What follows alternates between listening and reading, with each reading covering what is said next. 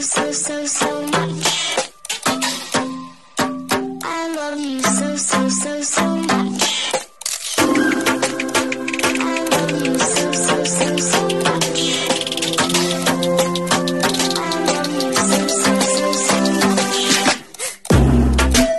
Hello, all you positive heads out there. Thanks for tuning your beautiful brainwaves into another episode of the Positive Head Podcast, where we are firmly convinced that creating success and happiness is rooted in understanding the ultimate nature of reality and the fact that as human beings, we are all immensely powerful fractals of the one and only source consciousness, which creates and animates all things. Now, of course, understanding this powerful truth is one thing. Applying this incredibly empowering wisdom to everyday life? Well, that's another, which is exactly why we provide you with a fresh serving of soul food for thought 5 days a week to help constantly remind you of what matters most. You are it. And I'm your host, Brandon Beecham. I'm the reflection and extension of you who will be here each Wednesday interviewing a different consciousness changemaker. And on the other 4 weekdays, leading the way to ensure that your perspective is consistently expanded, your vibration is constantly elevated, and your heart is overflowing and full. And you guys have heard me say that if I ever run ads on this show, it will only be with a company that I fully support because I believe their intention is to make a positive difference in the world. Well, I'm pleased to announce that day has arrived and that this episode of the Positive Head Podcast is being brought to you thanks to the support of Gaia. If you're not familiar, Gaia is the go-to source for streaming consciousness content online. And you can sign up for your first month for only 99 cents at gaia.com/positivehead. That's spelled GAIA.com/positivehead. Check it out.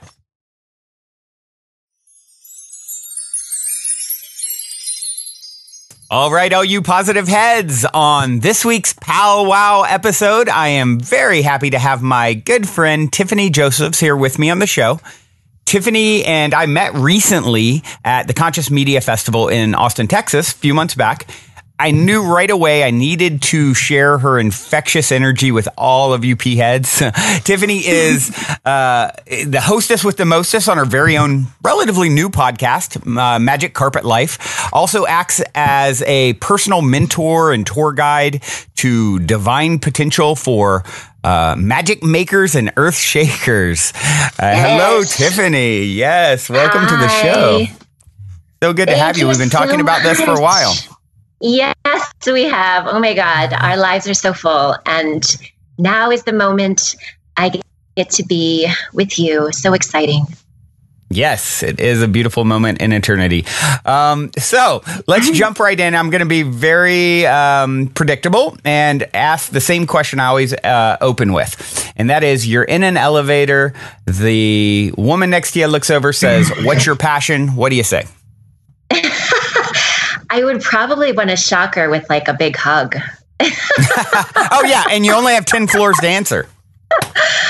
I would just look at her and smile and probably like give her a hug. And I would say that I am here for love and that I am here for awakening.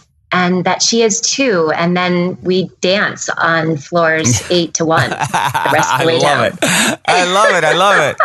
It's an elevator party. And then the disco ball would drop and Bowie would start playing. And then everybody would want another elevator ride. And then the music that's normally playing in elevators, the elevator music, turns into like dance club style as the disco ball drops. She looks at you like, "Oh my gosh, are you magic? How did this just happen?" And I think we now have a whole plan for like a skit, one of these viral videos where, I don't know if you've ever seen the one where the guy is he's in the elevator and there's a hidden camera. It instantly comes to mind. And he's dressed like Batman, I think. And then when the elevator starts going up, people are already looking at him a little weird. Then he like starts acting like he's going to like attack them. He starts acting like all these aggressive stances and things, and they're just like, you get people's reaction. So this is like the yin to that yang.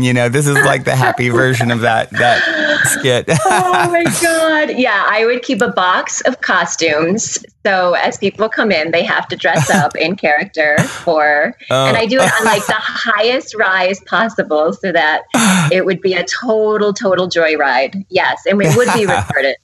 We do a whole reality show out of it. I think we're on to something here. This would be great. So, the other thing I like to always sort of start off asking is, give us a little background, if you would, into your story. How did you end up, on this path and all the wonderful things we're going to hear about? What was your journey like to get to this point? Well, I feel like my journey and my story keeps getting better and better, not just in this moment, but literally in the way that I tell it, and the way that I remember it. Isn't that interesting? How when we're on this joyride or this magic carpet ride that I call it of life, that it's like, ooh, wow, that those pokey parts aren't as pokey anymore, and and that's a little more colorful than how I remembered it before. So my story, as I remember it right now, and my story as I own it and feel it, is that I've always had this very distinct knowing that I'm not from this planet. Oh, that's a good start. Just dive into the deep end of the pool, why don't you? That I'm definitely not like everybody around me, and that I'm here for something more magical than I can understand in this, tiny body, as I started to realize it growing up. So I always understood that I lived in this experience that the trees understood this, and the cornfields that I used to get lost in understood this. So me and nature, me and this magical world, we had this secret language that the humans around me weren't quite reflecting, which was hard. And there was a bunch of healing involved in that process, in the lack of mirroring, that we all go through in our journey. But I began to realize as a teenager, going into my 20s, what began to happen is I moved that magical sense of wonderment and this rich inner life into this exploration of service. And I knew that I felt powerful when I was helping people. I felt powerful when I was, in service to others. And so in my early 20s, I actually joined the ministry. And oh, wow. I was in a very charismatic church, a very intense environment where there was a lot of fabulous characters in my story, some narcissists thrown in there, some a little spice, and a little bit of something here, a little bit of something there, and that was this crash course for me in personal boundaries and having my heart broken and having just that feeling of like, doesn't everybody see the world like this? And to realize that not everybody did, and really going through the heaviness of that and the sort of fall of the heroes in my life. Because you know how we do this, we create heroes in our story. And ultimately I had to become my own hero. And so that was hard. My 20s were incredibly hard, but I actually got married at a very young age. I was 21 years old when I met my love. And well, no, I was 18 when I met my love. I got married when I was 21. And so I had a partner through a lot of that turbulent time of discovery, personal discovery. And when I turned 29, that's when shit got real. And it was like full-blown awakening, where who I was as a child, getting lost with the fairies, could not be hidden anymore. And this very structured reality that I created for myself to feel safe, this Christian woman, this Christian wife, this minister at heart, I could not hide in any sort of role that I had created. And I started to see colors again. I started to, literally auras, and Wow. and I started to, my intuition was activated, and I started to have all, down the rabbit hole with healers and beautiful awakeners. And here I am, going to at the time I was working for Homeland Security in DC, and I had this very important job, very, very important job with very important people. And very serious.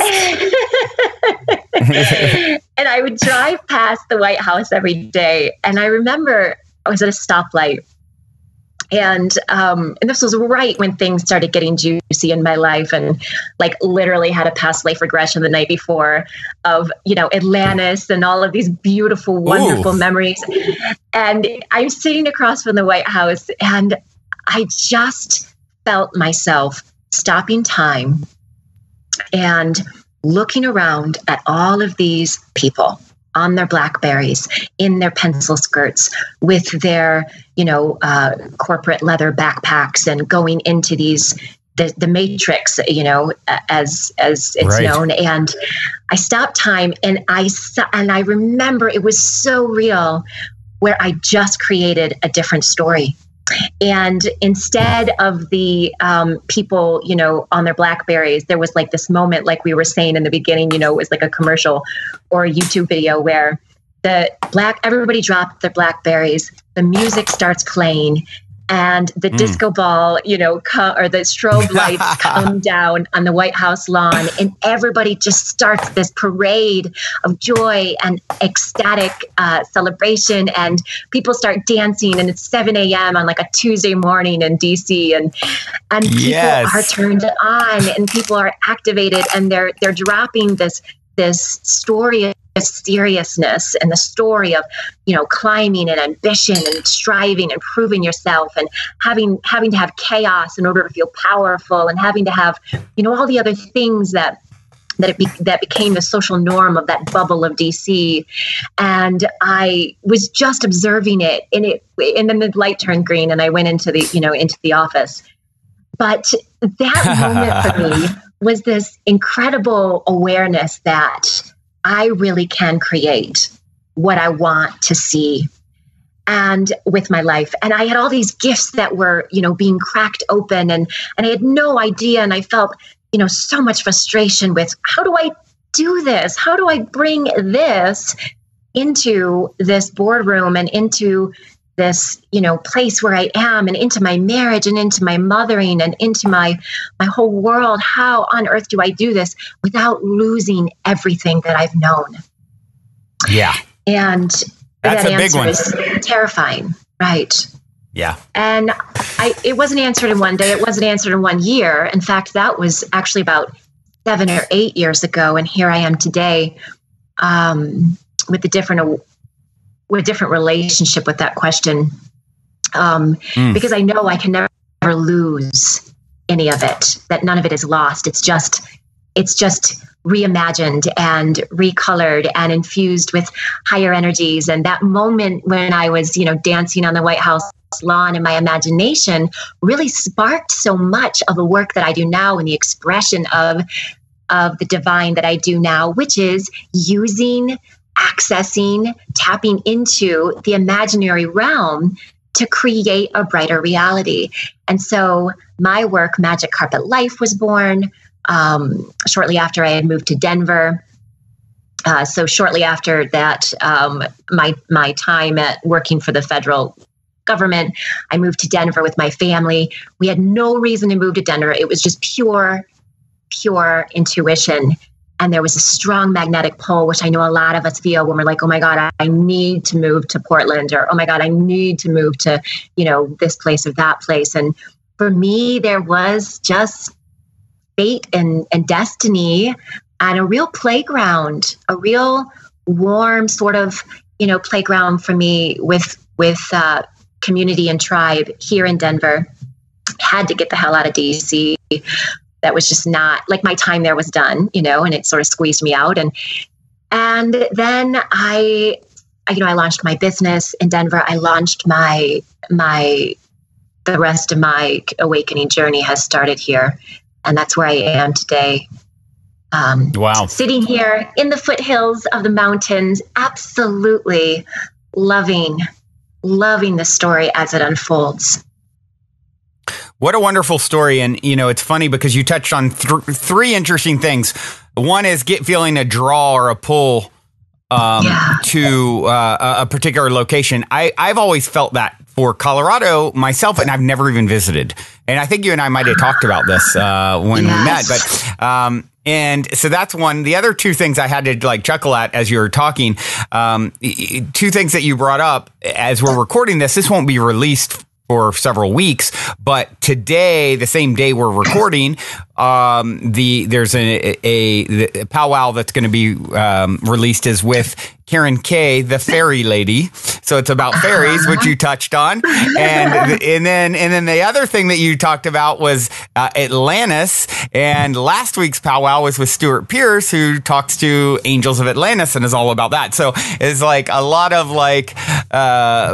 building on the back of what we've just talked about in these, what will be the previous powwow episodes by the time this one comes out. So very, very cool. And your vision of everything being transformed and sort of using your most powerful tool, I would say your imagination, to literally begin shifting your life into a whole new trajectory. And that's what a lot of people, I think, don't realize how powerful. We are taught as kids a lot of times, get your head out of the clouds, get real. Let's talk about math and science. Quit being, imaginative. I remember my son, when he was really small, his imagination was incredible. I mean, he would literally spend all day making up stories and playing them out with action figures. And I mean, for 12-hour days for 10 years straight or more. And I just supported it. And yes, imagination, it's your most powerful tool. And that's, and I think that is so beautiful that in the midst, in the belly of the beast, so to speak, you had that defining moment where your childlike wonder came alive and disco balls dropped from the sky. Yeah, the president never came out or anything on the White House lawn. I remember thinking, we need to get him out of the White House. We need to paint that White House. Oh my God! Seeing George Bush or Obama breakdancing on the lawn. I'm assuming it was probably with Obama. I guess it would have been, right. So that would have been cool. That's coming. There will be many more dance parties and much less G8 summits. They'll just be dance parties. Yeah. My son speaking of my son, one of the things he's talked about since he's little is how cool it would be to be, president and help reshape everything. And he's such a politician type energy. Anyways, I've always said, man, that could happen one day. So maybe this is a foreshadowing of, 30 years from now, him dancing on the White House lawn. That would be so cool. Well, it's interesting because I've had visions of this, and I don't know if your listeners have tuned into this too, but they're very powerful. It's when I imagine it, it's much more council energy, the new earth leadership as it emerges. And sometimes it feels like such a painful weight, oh, why can't we be there? Why can't we just have, the way that we know it can work happen right now? And I think well, the truth is, we are beyond time and space. And so we are there. It is happening right now. There's just the drama on another channel. There's the collective consciousness hasn't quite caught up with it yet. But when I imagine that, I do see a lot more, we joke about dance parties instead of these summits, but it's much more of council. It's much more circle energy and the power of that. And I just have to celebrate that in this moment and set that intention out there that the future leadership is so much more collective and less, it singular. Exists. Yeah, and it exists now, and that's the beautiful thing. It's funny. It makes me think of something that I've always had a vision of. And actually, do you get Notes from the Universe from Mike Dooley? Are you familiar with this? Totally. Okay. So he sent one a week or two ago that really resonated with me because I've always had this vision of when I cross over, when my work here is done, my life here is done, I cross over, it will be like a party, like a celebration. All the characters who've played a role in my story will be there, and we'll have this grandiose party and, kind of review my life together and sharing it. And, and he actually sent out a note from the universe a few weeks ago that was that very thing, like saying, this is what's going to happen. And you will have revelations with people about what something meant, or see, new understandings from a whole new vantage point. And there will come a moment when you actually miss, really miss the life you just left, in that process. So it'll be celebration and some like, oh, wow. And it just like, I felt it so deeply, and I've always talked about that vision. And so, it's such a powerful thing to envision anything, because you literally are creating it. And it's the most powerful tool to be able to say, okay, I'm here in the matrix, and I'm envisioning an overlay on, what another version of reality where this is that actually exists. And you're calling that energy into your present moment. And you're, as a result, shifting yourself into the trajectory where you actually begin to witness that version of reality out of the infinite possibilities, right? Yes, I love that word, overlay. That just takes my geeky design self imagining right. adding overlays over things. I think that's the power that we have, the greatest superpower that I have come to connect to in my human form is my power to choose. My power to choose if it's going to be a celebration or if it's going to be a pity party. If it's going to be joy and pleasure, or if it's going to be victimhood. And I have a choice in every moment and every second of breath that I have to choose that experience. And that's why I love working with the imagination and even calling it magic carpet life, because it is so important for us to see from this panoramic view. If you imagine yourself on a carpet, a magical carpet, looking over your life, not just when you croak, but when you're here, right? And you can look down and you can get a panoramic view of like, wow, look at this vista. And wow, look at that story going on over there. Wow, glad that's not my story. Glad that's their story. And oh my God, look Thanks at for the contrast. Yes. Look at this over here. And oh my God, it's going to be so good 6 months from now. And wow, when I was 10, that horrible, awful thing back there, that didn't look so bad when I look at it from up here.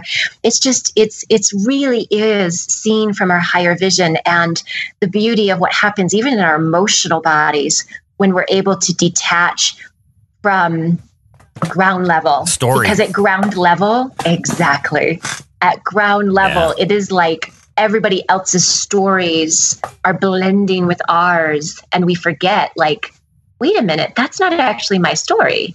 I am totally going on about something that's not even mine to tell. Let me connect back to my unlimited power as a storyteller of this. And so it is. That is how we can, stay in our magic, when we can detach from the collective drama and remember that we're choosing our own drama for the contrast. And there's nothing wrong with the contrast. The contrast is beautiful. It's why we're here. Absolutely. It's such an important piece for us all to get, is like, if it wasn't for the contrast, you wouldn't have all the wonderful, sometimes people, and it's something I think a lot of times really intelligent people can fall into. I know me, I look back on my early 20s and think, wow, what a judgmental asshole I was a lot of times. And I think that's because you get your perspective of the way it should be and what's right. And this is what the smart people do and think. And then it's like, well, look at them. Oh my gosh, look at the Kardashians, or just, whatever. I'm just using that as an example. Like, even my mom she's so lovely on one hand, and then she can be so judgmental. She comes to mind and I'm just like, Mom, you're missing the whole point. Do you understand that person that you just detest for some reason because they're different than you. You know, the Kardashians is a great example. Like, it's like, what? Why does that tweak you out so much? That is their path. And because of the contrast, it makes you. If everyone was just like you, how boring would it be? You know, you now have the ability to say, there's a choice that these people are living, how they're choosing to live their life and what their values are or whatever. And great. Now mine actually I feel really good about mine in contrast to that. And I send love and, in understanding to those who have chosen a different path, and thankfully so, because it helps to give me this perspective and it gives us the ability to be unique in a world, in a reality where actually we're all one. And it's like, here's a way that we've created the, source, higher self, God, whatever you're going to call it, has created a method to, experience uniqueness and individuality in a sea of oneness. Yeah, and to learn to get better and better and better at keeping our volume turned up and others' volumes turned down. It's so hard to do because we're bombarded with, especially as we evolve, we become more sensitive, we become more empathic, and it's hard to turn other people's noise down. But if I've really been sitting with this the past couple of weeks. There's been a real surge of knowingness with this, that if I can know my own volume, if I can know my own vibration and feel the pleasure of my own vibration and tune in and stay tuned in to my own song that my soul, the music that my soul is making, then that's all I need to do. And I know there's a lot of teachings out there about this, but the real life application and the staying in the music of it is so powerful. It just naturally, I have a partner, I have 2 kids, I have friends and neighbors, and people are always coming in to my space to take me out of my vibration. Right. I mean, and not that I have vampires in my life as it used to be, because I've gotten really clear on, what feels good and being around people that make me feel good. But still, I mean, in this world, as we move, as we go to the grocery store, as we go into work, we're constantly being around other people's energy. And I call them OPP, other people's problems. And it's like, it gives that song a whole new meaning, And yeah, totally. I instantly, that was playing in my head. Like, everyone listening who's ever heard that song, they're like over there, like the disco ball dropped, like they're swaying left to right. You guys started dancing. Yes, absolutely. You snuck it in on us. We all need songs. We all need to have a soundtrack to the magic making that we're doing. Like, we need to constantly have music going to keep us, lighthearted in it all. Indeed. But it's such a powerful practice to stay and fine tune and to keep, even if I watch some reality TV and I get some, and I binge watch on Kim's life, the Kardashians' life, or I'm watching, I happen to get on Facebook and see somebody's tirade about something about Trump. And I'm like, it's like, that is theirs. I have a song that I sing about it. You want to hear the song? Yes, please. Yes. It's not OPP. It's definitely not as cool as OPP, but it's, I don't know. We had to make a rap about it, but I learned this in my early 20s when I was healing from a lot of the church mess that I was in, and involved in a lot of just crazy, stories of church abuse and all of that mess. But I learned the song and I literally sang it like every day. And it goes, don't put your junk in my backyard, my backyard, my backyard. Don't put your junk in my backyard, my backyard's full. I love it. And now, so good. It's actually funny as I sing that song, I used to imagine my backyard being filled with junk. And I didn't need other people's junk adding to my junk. And now it's funny, as I sing that, I imagine my backyard as this beautiful garden. And the junk has evolved into this art and this beauty, and it's sort of alchemized. And it's interesting singing that aloud and remembering how that worked and how it works now. Wow, how cool. What a wonderful contrast, perspective shift to have. And that's really the whole aim of this work, right? We're taking out the trash, we're taking out the junk, yes. and letting all those things that no longer serve us fall away. And you said alchemy, and that's the word I love to use. It. I like to say like spiritual alchemy is the art of sifting and shifting perspectives until love emerges. And it's just like being able to continue to look at that thing that happened to you and seeing it, from the perspective that actually empowers you instead of disempowers you, turning the lump of coal into a diamond.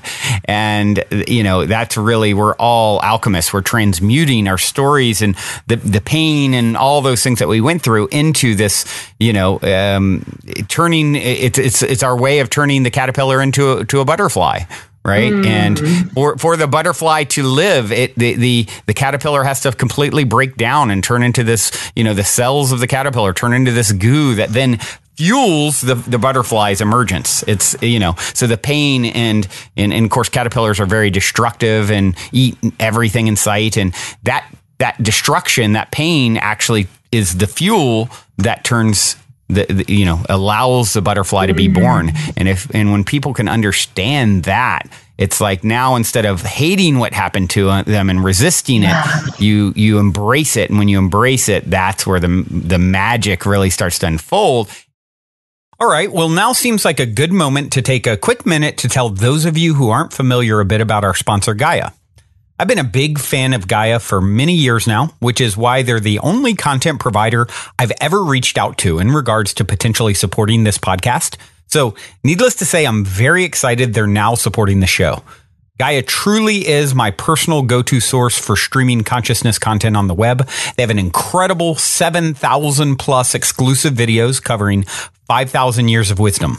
Just to give you an example, on the show Missing Links, the incredible researcher Greg Braden explores all the biggest questions concerning who we are, where we come from, where we're going, by connecting the missing links between science and spirituality to complete our understanding of humanity's history and to better understand the interconnectedness of all things. Awesome, right? And that's just one example. As you guys constantly hear me say, it's a daily conscious effort to maintain an elevated vibration. And if you're looking to go deep down the rabbit hole to do so, then Gaia is the best place I know of to do it, period. And you can sign up for your first month for only 99 cents at gaia.com/positivehead. That's spelled GAIA.com/positivehead. Check it out. That's really what I want to go into next is, I actually was looking at your website, your vision to live in a world where magic thrives in the everyday. Your mission to enchant the magic with everyone you meet so they can express their soul gifts more powerfully and create a lifestyle of excited curiosity. And then your core values, all is the feeling of openness to the divine and the worthiness of that vibration. I want using the imaginary realm to access our destiny with joy and fun. And I loved all of that. So I'd love to just talk a little bit about your vision, your mission, and your core values. That feels so good, just having you read that. I love that I sat so down good. and put that on a website. That's fabulous. Me too. So I'm glad you did. It's good for us, by the way, to be amazed by ourselves, to go back and read a journal entry or to read the book that we wrote or whatever, and just be amazed by our own material, because it's coming from source, and we're all creative geniuses. Everyone. Absolutely. If you tap into it. Absolutely. Yeah, I think, God, all of that, absolutely all of that. And the ultimate, to me, the ultimate form of, or tool for alchemy is fun. F-U-N, fun. Mm-hmm. Fun is the experience that I have in my body, that I feel in my energy field when I know that all things are well, when I know that I am aligned with who I am and where I am.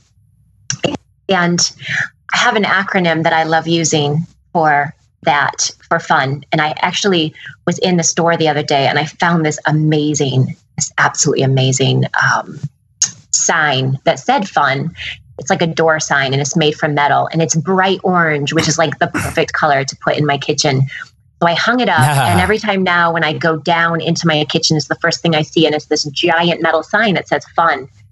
And fun to me is about feeling unlimited right now, feeling unlimited now.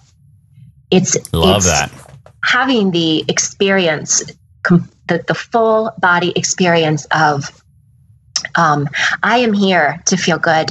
I am here to be in wonderment. I'm here to not fix something that is broken, but to be turned on and to be a creator of this, to radiate this knowing in my body into my physical space. And I think that as the tension gets greater and the contrast gets thicker in our reality, in our world, it's so important for us to fine tune ourselves to this vibration of fun. Because that's where our power is. Fun is where our power is because it's when we are feeling unlimited. And so a lot of my work is about connecting to this, radiating this.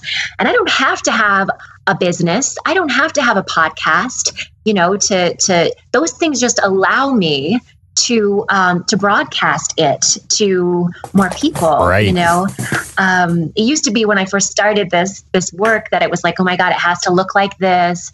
And, this was about 7 years ago when things were, Facebook was getting, well, there were all these rules to how to have a spiritual business. There were all these rules to how to launch your visionary dreams. And I got so caught up in the rules and in the mechanics of launching and mechanics of having clients and all that stuff that goes into having this work. And about a year ago, I just began to surrender more and more and more. So that there was more space for fun and more space for fun. And my life began to shift so miraculously because I was radiating from the inside out this vibration of, heavenly energy, cosmic truth. And that lightheartedness is what is shifting this more loudly than the resistance, more loudly than the contrast. It's this it's more people turning on their fun meters and finding out, making their own rules and finding out what fun means for them and living it. Yeah, I love that. And, I definitely feel what you're saying about here's how you're supposed to do a podcast or, like you said, a spiritual business or whatever it is. I'm someone who's always just sort of colored way outside the lines. And it's like, I don't even know if I listened to one before I started making one. What am I supposed to do on social media? Because I just do whatever I feel like doing. And it's really served me well because, it's coming from, there's not a whole lot of mental element to it. And it's more just like, hey, I'm just doing this from my heart and let it be whatever it'll be. And, not being so caught up on getting something out of it. And it seems like the more I take that sort of approach to life, that childlike approach, the more things sort of work themselves out and the opportunities sort of come to me instead of me trying to force, into this, here's a click funnel and here's how you get, give them the free this or that. And then it's just like, yeah, whatever. I'm just going to turn on the mic and talk about things that I love and whatever happens, right? And so I definitely think that's an important piece that you point out for anyone looking to do anything. Don't get too caught up in all the structure because, at least for me, being really unstructured. I mean, at times it's really good. I'm not saying it's bad, but for me, not being super do it by the book kind of person has always really served me well. And the more my childlike wonder, your core value of awe, just feeling, openness to the divine, bringing that fun, bringing that imagination, bringing the playfulness, letting the rest sort of sort itself out. And your primary focus is staying in that vibration. That is, I believe, the quickest path to success. It comes as a byproduct, a reflection of, I love the word awe that you used. That's the thing that I think has served me the most. I've stayed, and it's funny because someone just posted in the Positive Heads Facebook group earlier, I'm turning 20. Does anyone have any words of wisdom for me? And, I instantly was like, do not lose your childlike wonder, that awe. Think of a child who sees something for the first time, like fireworks at 3 years old, or, that awe.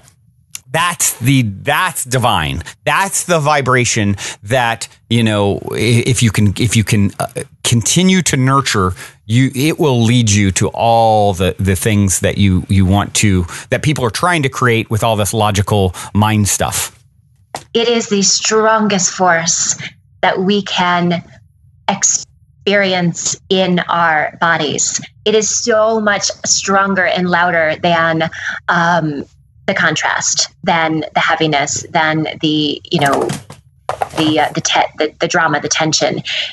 There was a point in my life where things started to click, where this desire to really have my platform be awe, even though that had always been my vibration. I used to, like I said, get lost in cornfields and imagine parties on the White House lawn, but it's always been like my energetic signature, to be playful and mischievous and wonderment. But there was a moment for me, where I had this immersive experience with a gal up in Boulder. I live in Denver, and so Denver, Boulder, obviously right by each other, and I went through this whole experience of telling my story and at the end of the time together, my homework was to take this coconut. And this was a ritual by some amazing tribe in some amazing place that I do not know. Somebody listening might know the origin. But essentially, it was to take the coconut and to write on it with a black Sharpie a word.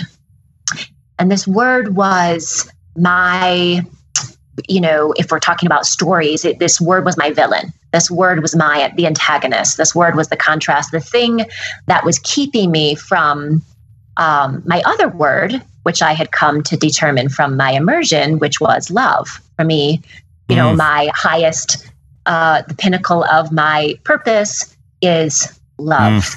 And getting to that one word, oh my God, was so crazy. But love and awe are completely the same thing to me. Awe is the experience of love in my body. And so I took this black Sharpie and I sat with it for a while. I took it home and I wrote that night on this coconut the word judgment. Because for me, it was, for my whole life, let's say this was 3 years ago. So, for 35, I'm 38 now, 35 years, I had judged my light. I was afraid of my light. I had cast so much judgment on this wide-eyed, open-mouthed soul in me that was here to shine. Because of, the mirroring that was back to me, all the reasons that I had done this, it was safer for me to hide than it was for me to shine. And I sat with this word, and I literally for 7 days, Brandon, took this coconut with me everywhere I went. It went with me to the grocery store. It was on my lap when I was driving. When I went and got energy work done, this coconut, I'd put it like under the crystal bowls as they were, so it was getting healing itself, it was doing this. And it was the middle of January, which is freaking freezing here in Colorado. And I went out into the wild in the frozen tundra of the mountains at the end of that 7 days. And I created this whole ceremony where I brought these rose petals and I put the coconut in the middle of this fairy circle of these beautiful, bright pink rose petals on the snow. And I remember seeing the contrast of the white snow and these fuchsia petals. And I put the coconut in the middle of that circle, and I took out my fuchsia magenta, which like magenta is my color. I feel like magenta is absolutely the vibration of the new earth. That's just my interpretation of it. And cool. I took out my big fuchsia magenta Sharpie, and I wrote the word love on the other side of the coconut.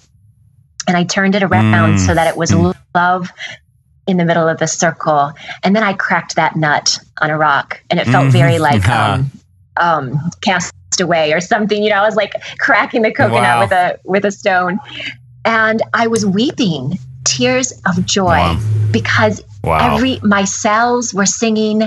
My whole like past, present, future self was there in that moment. And I remember the words that came out of my mouth of pure joy, which was, I finally get to be who I've come here to be. I finally get to be who I've come here to be. And all of that fear and judgment and thinking that I needed to hide was lifted from me, that I had created that for myself. And I threw the coconut into this frozen river and watched it go down into the where I couldn't see it anymore. And it was this experience of pure release, of like final release. You know, when you're like ready to be kind of thing, like a lot of the Abraham teachings are. And I just was like, bye-bye judgment. And it was such a powerful moment of ritual and intention coming together. And my life has been so different from that moment. I have a picture of it that I keep on my altar of that love nut, the love nut. Wow. I love that story. And it's, you know, obviously I'm so grateful that you shared it because, you know, this is exactly what I just brought up. Judgment as being the sort of, you know, you and I have a lot in common, which is why we connected the way we have. You know, I've definitely maintained that childlike awe and wonder, and judgment has definitely been one of the biggest things for me to overcome in my own journey. And I love that you turned it into this ritual like you did. And that's something that's, you know, synchronistically been coming up in my household the last few days is, you know, my son has been, you know, as he's getting older, he's getting more and more interested in all of this sort of stuff. I think, you know, when he was young, it was like, oh, yeah, you know, Dad just always talks about spirituality and, you know, the ultimate nature of reality. And so there's some level of resistance because you got to rebel against your parents. But when your parents are as cool as I am, that makes it difficult. And exactly. Yeah. So now he's, you know, he's getting to the age where he's like, oh, I know this stuff is amazing. And now he's like really getting into it.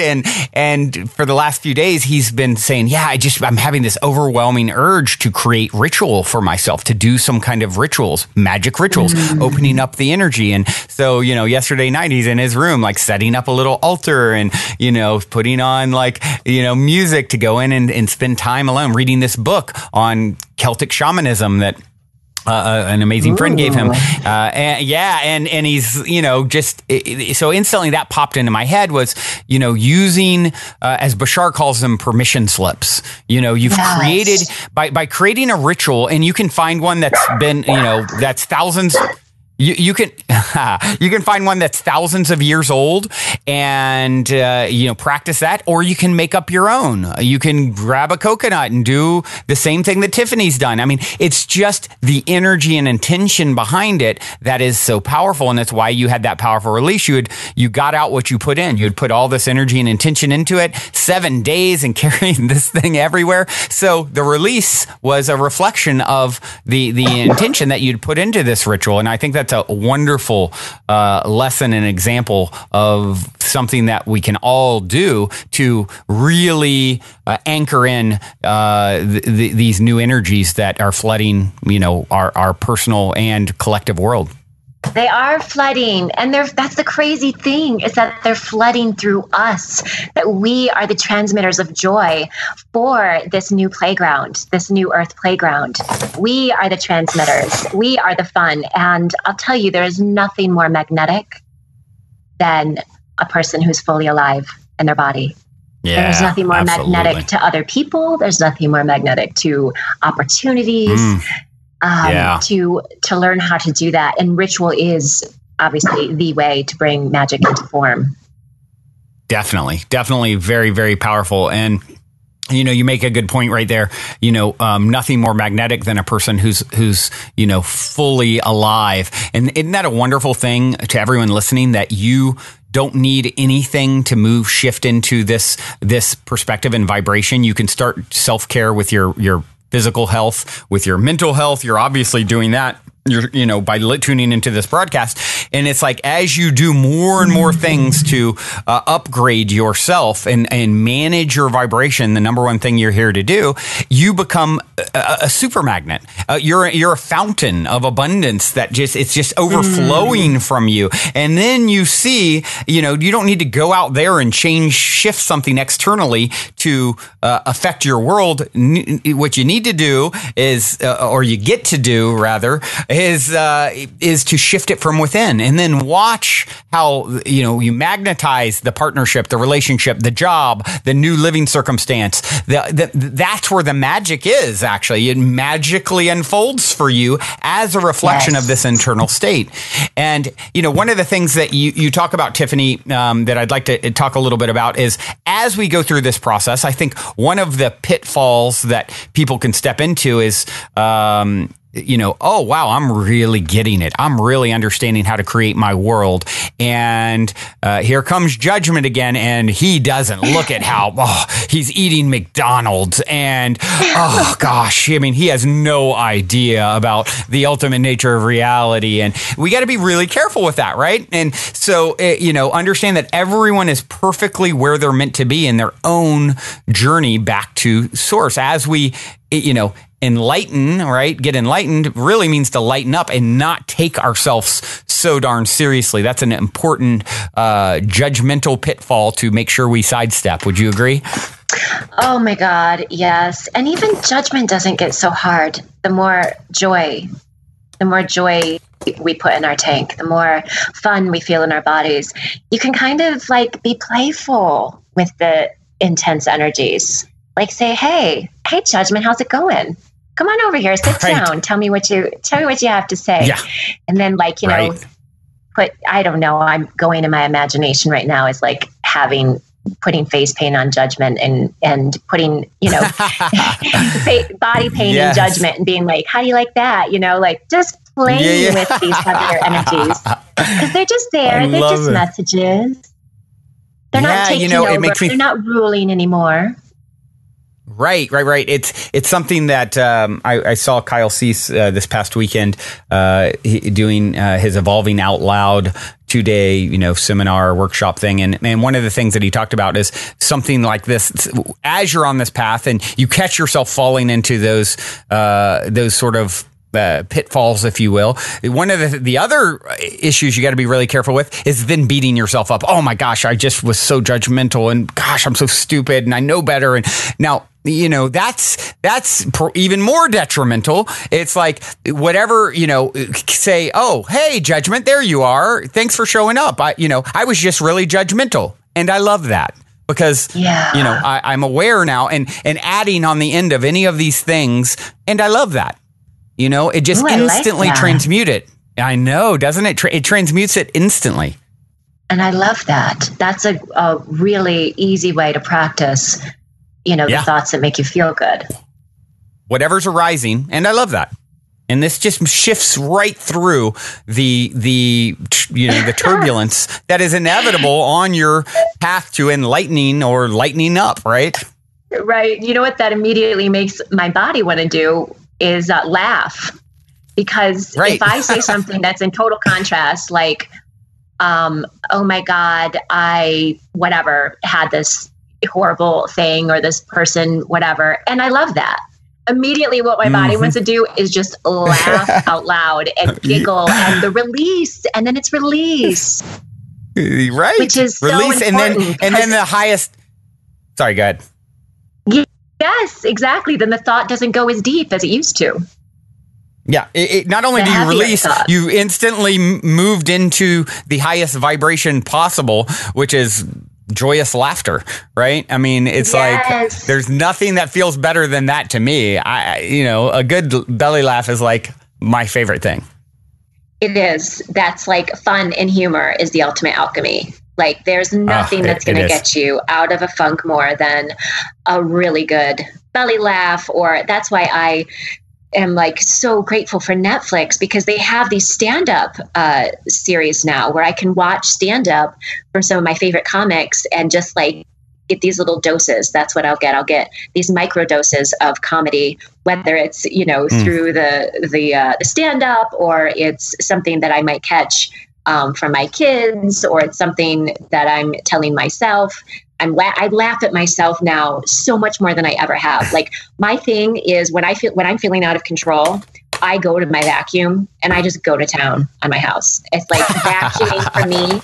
And I know that about myself, and it's not the highest way for me to release control and negative emotions, but it's still where I go. Because I don't smoke cigarettes. I don't, but that's like my nervous thing that I'll go and I'll vacuum. And I love that.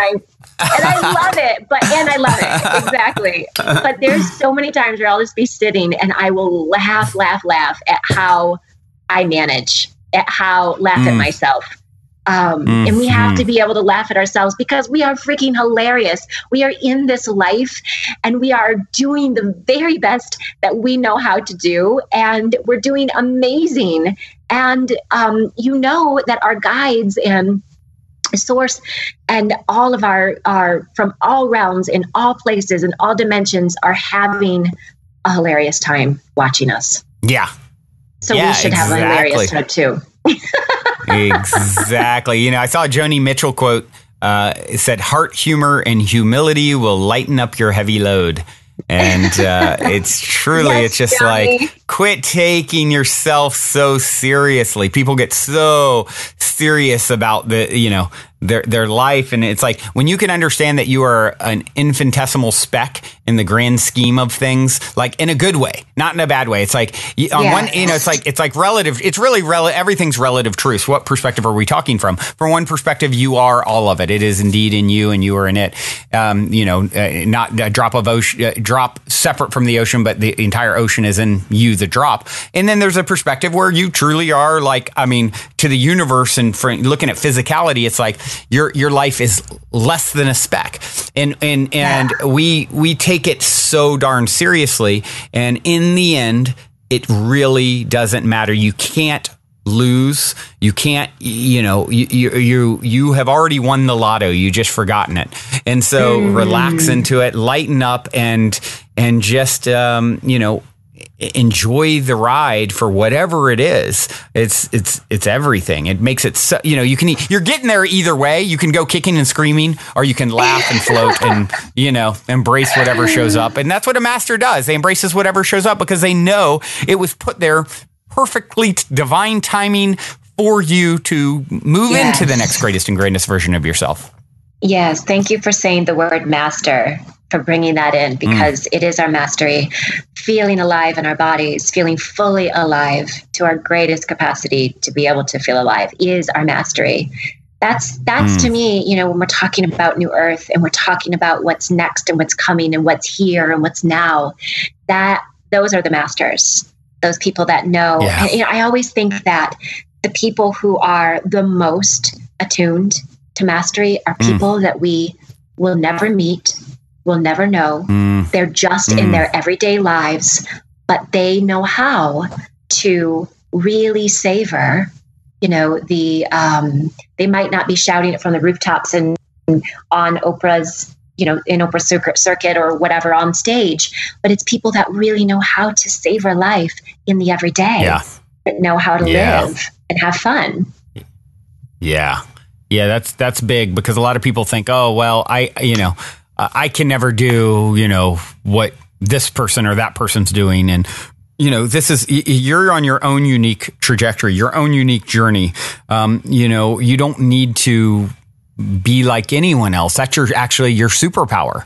And when you can, just you may affect one person that has more reach than Oprah's ever had, because of who they go on to be. And so you never really know your ROI, your ripple of impact. And so it's just, bringing it into your, everyday life and finding, and the great thing about being a master or if you do want to have a wider influence or be on that stage or whatever, it's all just self-appointed. It's all just, no one has there's infinite versions of all of us from this moment forward. And so there is versions. Source is infinite. So which version do you want to choose? Do you want to choose the one where your character, your avatar has that sort of a magic carpet ride? Then do it. Then choose it. As you speak, you create. Abracadabra, right? And so, it's a self-appointed. I know for me to have any influence whatsoever, it's just completely self-appointed. I've decided this is, what I'm going to manifest and believed it. And so it has to start reflecting because I'm in alignment with it. And anyone can do that because we're all the same. I love the influence you're having. I love watching you and seeing what you've created, and the results of your alignment has been such a gift. Thank you. Oh, thank you. Well, I'm so happy to share it with you. And I can't believe we're already an hour in.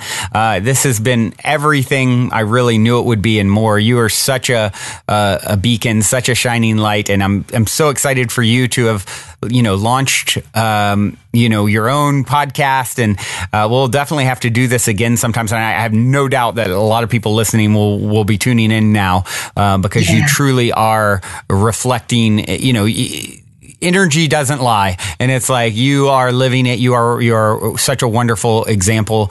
And you know what I'd like before we do wrap up though, Tiffany, I'd love to hear from you a story of synchronicity or serendipity or a positive paranormal story. I just absolutely geek out on these kinds of stories and the listeners do too. So hopefully you have something fun to share with us. Yes. The one that's really resonating with me is when I was working in my corporate job, and it was right at the beginning of my awakening. And I wanted so badly to see an angel or to see a fairy or to see other dimensions come through mine. Like that was my dream as a child. I used to pray. I used to pray into mirrors. I used to pray to the trees to come alive. And as I was a child.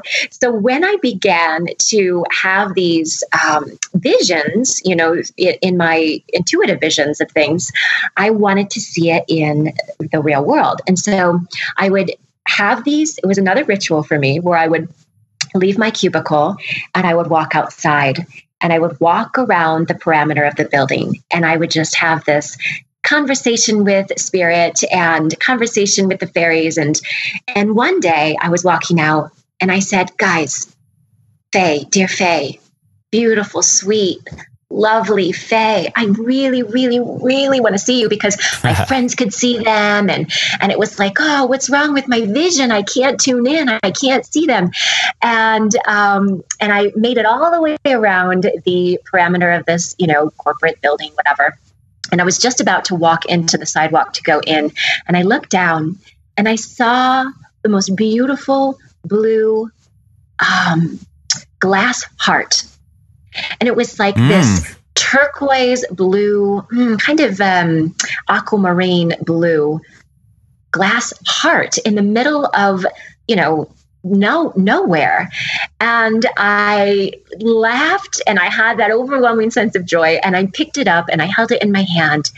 And at that moment, I realized that believing was seeing. That just the fact of me, having this beautiful walk and this communing with my guides and with myself was enough. And I learned such a lesson that day that the other realms and all of my friends in the other realms and guides were absolutely with me, but that I was the miracle, that I was the one that they were like wanting to see, I imagine like a little, telescope or something that these other, like they can look down and see this little portal, this portal, like, what's Tiffany doing today? Where's she at? Has she discovered her magic? Has she felt her magic yet? And here I was holding this glass heart, having this moment that those guides and those other realms and dimensions and my ET friends that I wanted to see so that I could marvel at them, that they were marveling at me, that I was the magic.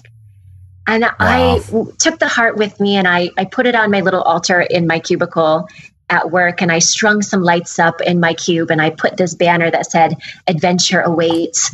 And I just created this whole world for myself as I was waiting for reality to catch up with me, as I was waiting to move from the cubicle life into my spiritual business. But that heart I still have, and I go back to, and I love, and it's just my token of knowing who I am. I love that. Wow, that's so wonderful. And what a wonderful example of what you did in your cubicle. It's like you didn't wait to be out of the cubicle in order to bring them to feel magical. You felt magical and found a way, walking literally around the building of, some corporate, whatever. And you brought the magic there. Yes. Yes. And what do you know? Next thing you know, as you continued to resonate with that energy, all of a sudden it became not a vibrational match for you to be in a cube anymore, and to be in an environment that is more of a reflection of who and what you were being.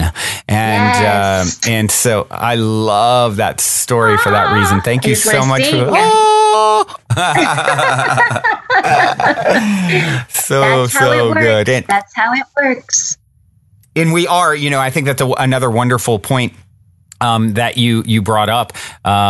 It's the fact that we are all the magic. And the more I resonate with that myself, I think of several stories. One time, one of the most powerful things that happened to me was where someone went into like convulsions and started channeling in a very dramatic fashion years ago. And then something was coming through them, and whatever was coming through this person wanted to address me and was like, just to be in your presence is such an honor. And everyone you touch, you transform. And he kissed my forehead and then would go back into convulsions. And it was just like, oh my gosh, I am what I've set out to be, so something was wanting to come through and just be in awe. Or I had another friend who I was talking about, and you and I talked about this, my forthcoming docuseries that I intend to do when I leave my cubicle with my other job, my travel business, that I love and embrace the gift that it's bringing. But until I make that transition, I've got this docuseries that I want to do, video series, and someone who's an intuitive was tapping into that, and they're like, wow, Brandon, do you understand, like, your show is not only ends up being so popular in this dimension, but it's like the go-to. It's a go-to on the other side to tune in to, what is Brandon doing in there? What magic is he documenting? What's happening? And I loved the that idea. Netflix. Yes, I loved that. I'm like, yes, it's a hit across dimensions. Perfect. And we're all hits across dimensions. Just being here in physical. You are so brave and bold that you're on the cutting edge of reality. You were truly the adventurer, willing to go into the densest of realities, physicality, and forget and lose your divinity so that you could have the experience and give source the experience of remembering it again. Like, you are the ultimate adventurer, and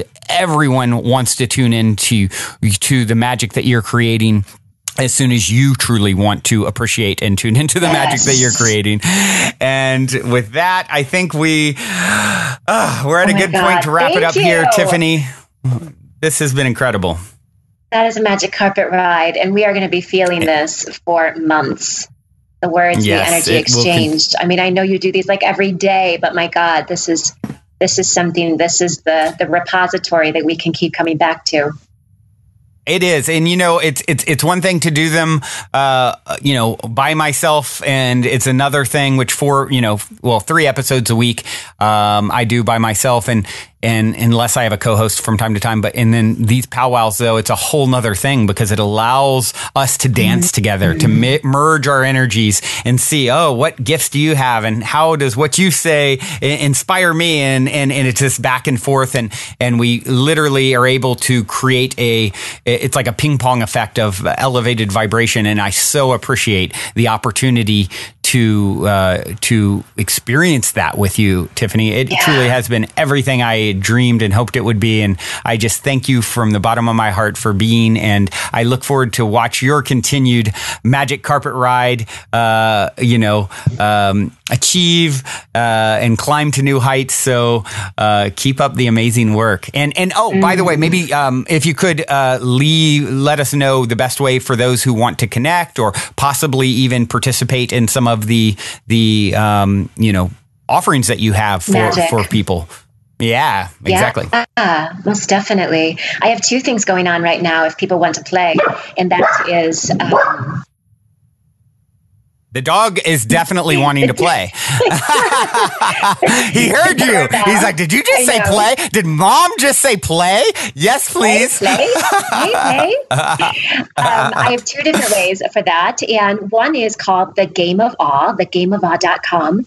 And that is really a monthly magic carpet ride. And I have a whole amazing experience, body experiences, things for the home. Styling is another one of my passions. And we take all of these things that we do in the everyday and we bring it down into reality. So it's a bit of energetics and, into the everyday. And so that's through the Game of Awe. They can check that out there. And then I also have one-to-one mentoring that I have with people who are on this path, just kind of getting things cooking, who are on their awakening journey. And that you can find that out on my website as well. That's called Awaken Your Magic. And so either of those ways are beautiful invitations to come and play in this realm.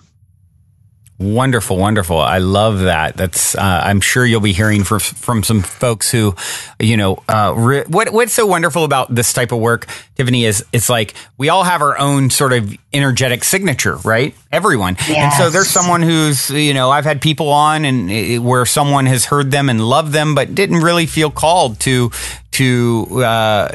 connect with them outside of hearing the podcast. And when someone is truly in close alignment, there's someone out there who's heard this and been like, oh my gosh, I need more Tiffany in my life. Right. And so it's like, it's so wonderful. We can just sort of find our flavor of what works for us. And that's, truly a beautiful thing about this life is like you will continue to attract the reflections that are the closest closest vibration to your own or what you need next. And so it's just so fun to see what those characters look like. To me, that's so much part of the joy. It's always like Christmas Eve, like, ooh, what magical am I going to call in next, And so what's going to come under my tree tonight?